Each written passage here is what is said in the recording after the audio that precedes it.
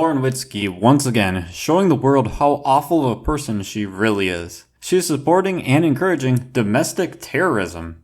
It really is unbelievable that someone who ran for the Senate and captured 38% of the votes can also support domestic terrorism. Let's all agree never to let her hold public office. Time to look at her social media and see why this is the case. This tweet was just before January 6th. It reads, "The MAGA army is coming to DC on January 6th, and the left knows they are fully exposed and outnumbered. If Joe Biden was smart and didn't have dementia, he would realize conceding is the only way out of this." This tweet didn't exactly age well. It seems like Lauren had a good idea of what was going to happen on January 6th.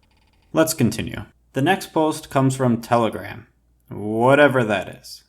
It reads, "Watching Patriots occupy Congress in person yesterday was epic, and I won't let the media tell me any differently.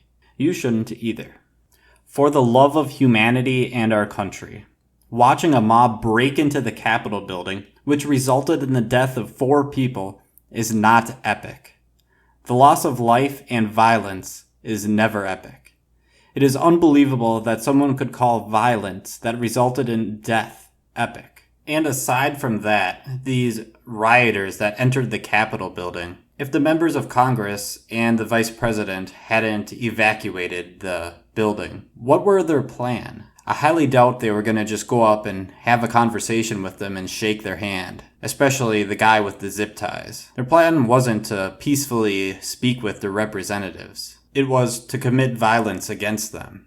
What kind of monster does someone have to be to call the violence that resulted in death a good thing?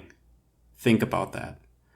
Lauren, I highly suggest that you think about the things you say before you say them. This next tweet has so many problems. I'll read it and then break it down. "The protest I saw yesterday was patriotic and beautiful. Sure, Antifa infiltrated and broke a few windows, and some young conservatives broke in and made prank phone calls from Nancy Pelosi's office. Big whoop. But the truth of the matter is, Democrats called for the public execution of Trump supporters, and then they celebrated when Capitol Police murdered a woman in cold blood. You can't negotiate with pure evil. The Capitol building is still the people's house, and I stand by what I said. Thank you." Once again, a riot that results in violence and death is not beautiful nor patriotic. At this moment, there is no evidence that suggests Antifa members were a part of the Capitol riot. Jimmy Kimmel, of all people, debunked this claim on January 7th. Upon looking up the social media profiles of the most notable characters, it was found that all of them had supported Trump for years. Lauren claims Democrats called for the public execution of Trump protesters, and then celebrated when a woman lost her life in the Capitol building. Well, Lauren, citation needed.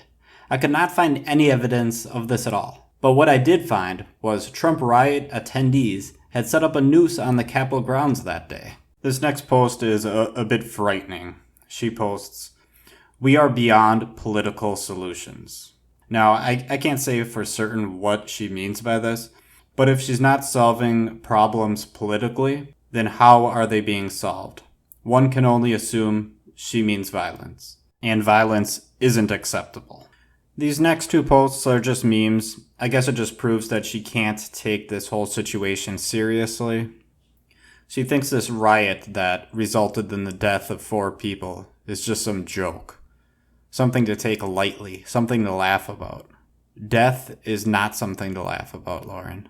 This isn't a funny situation. This is a dire situation for our country. This is exactly what domestic terrorism is.